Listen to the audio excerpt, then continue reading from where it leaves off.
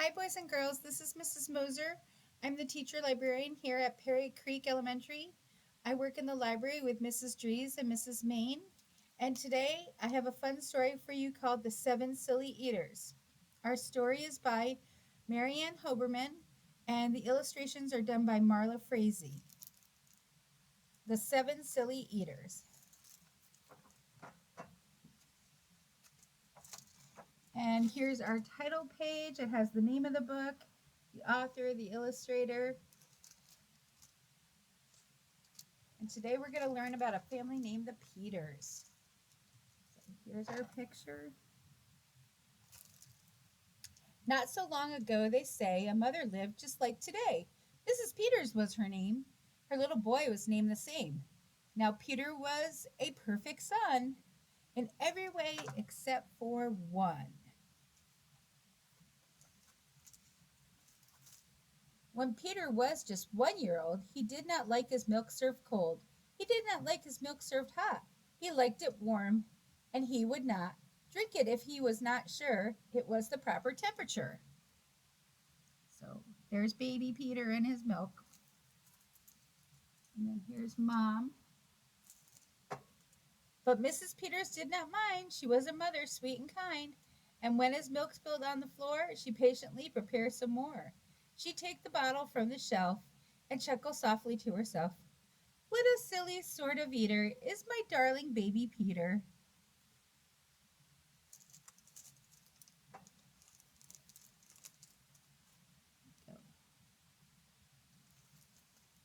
When Peter had not yet turned 2, another baby, sweet and new, was born. Dear Lucy, small and fair, with big blue eyes and curly hair. But long before this child was grown, she had opinions of her own, of what she'd eat and what she'd not. She hated milk both cold and hot, and warm was worst of all. Instead, whenever Lucy dear was fed, she bellowed for pink lemonade. Not from a can, oh no, homemade.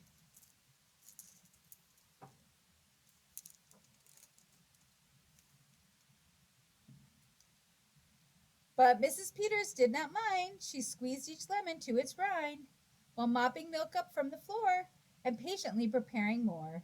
She'd take the lemons from the shelf and giggle softly to herself. What a silly pair of eaters are Lucy Dear and Peter Peters. And there they are.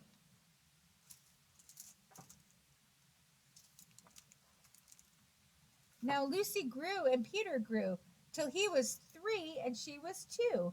And who was one? Why, little Jack. With eyes so brown and hair so black, a happy baby, never cross, but all he'd eat was applesauce. Peeling apples by the pound, Mrs. Peters faintly frowned.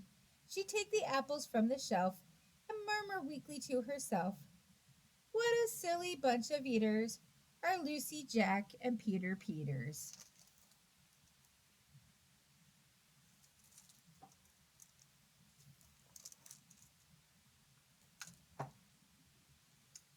Peter, Lucy, and young Jack had another brother, Mac. Mac was charming, round, and plump, but if his oatmeal had a lump, Mac would dump it on the cat. Mrs. Peters hated that. And there he is, dumping it on the cat. But since she loved her children 4, she'd strain the oatmeal 2 times more.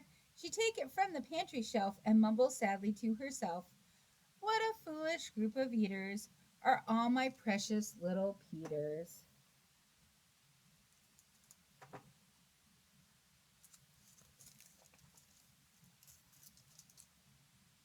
Oh no, looks like we have another one.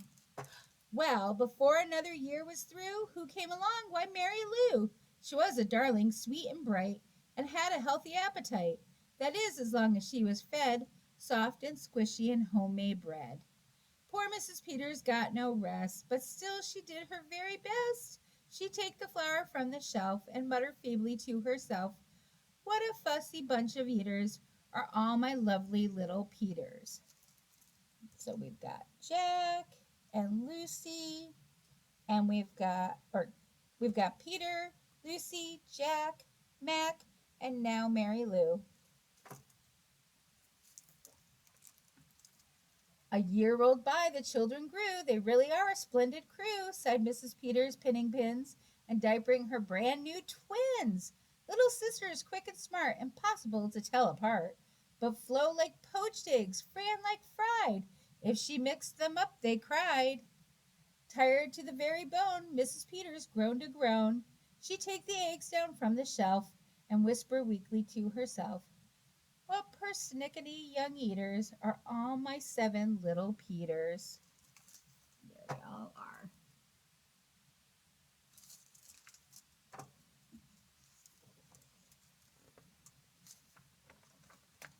Now time went by, as time will do, and as it passed, the children grew. The problem was that as they grew, their appetites kept growing too, but not their choice of what to eat. Each child continued to repeat. They wanted what they'd had before. The trouble was, they wanted more.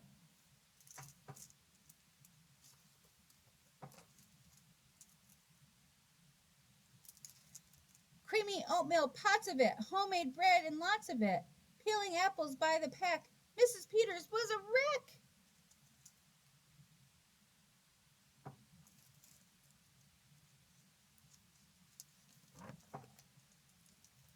She wiped her brow and heaved a sigh. Another year was passing by. In fact, she realized with sorrow her birthday would arrive tomorrow. Drearily, she shook her head, and wearily she went to bed. And there she is.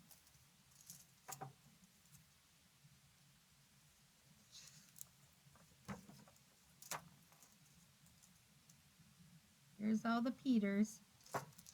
Well, she thought the children had forgot her special day, but they had not. At crack of dawn, they all began to carry out their secret plan. Mrs. Peters would be fed a birthday breakfast in her bed, a breakfast made of all the foods that kept them in such happy moods. So they're going to make her a breakfast out of every single thing that she makes for them.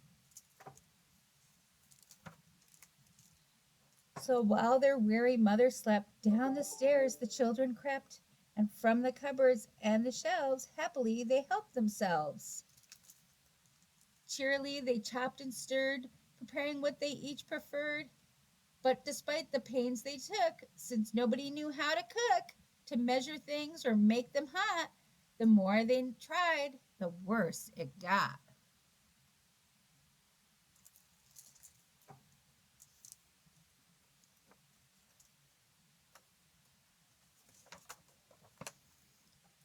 First Mac's oatmeal turned out lumpy, which made poor Mac turn grim and grumpy. In fact, the lumps got him so cross he dumped them in Jack's applesauce. This bothered Jack so much he threw it in the dough of Mary Lou, who tossed the mismatch that made straight into Lucy's lemonade. And that put her in such a huff, she poured the icky sticky stuff into the double frying pan that held the eggs of Flo and Fran, who flung the hodgepodge on the spot into the milk in Peter's pot.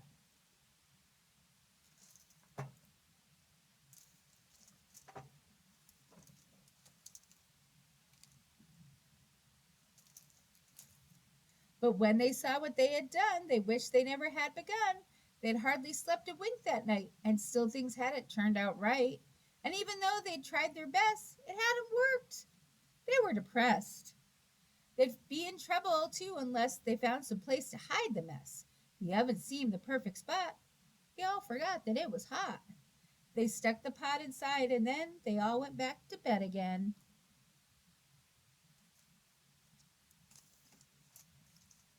The clock struck 6, but on they slept. Meanwhile, their mother softly stepped down to the kitchen, smelled a smell. What could it be?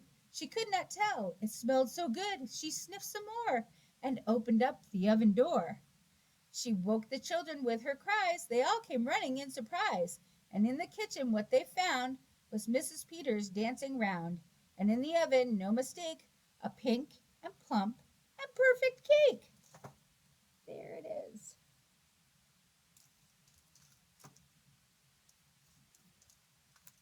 And as their mother danced with glee, she cried, a birthday cake for me! A birthday cake while still piping hot? To think I thought that you forgot. Now tell me, please, how did you make this pink and plump and perfect cake?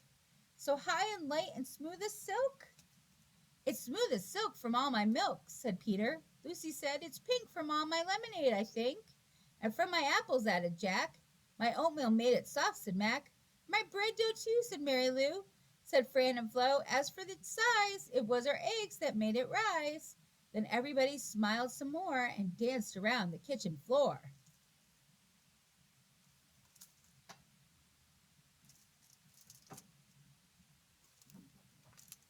They put the cake upon a dish and lit the candles. Make a wish, the children said, before you blow. And Mrs. Peters did just so.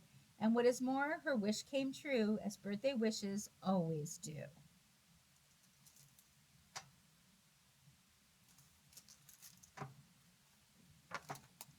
And from that day to this 'tis said, the Peters family all is fed a single simple meal, just one, a meal that's good for everyone, a meal on which they all agree, made from their secret recipe.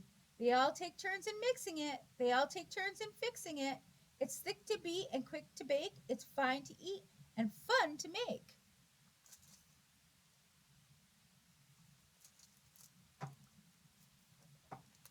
It's Mrs. Peters' birthday cake. Well, I hope you guys like that story. I really do. I think it's fun and it's a good way that shows that if we try our hardest, sometimes even if we make a mess and we don't make exactly what we wanted to in the first place, that something beautiful still turns out, like a pink and plump and perfect cake. Thank you for letting me read to you, boys and girls. I hope you enjoyed the book, The Seven Silly Eaters, and you can look for it in the library.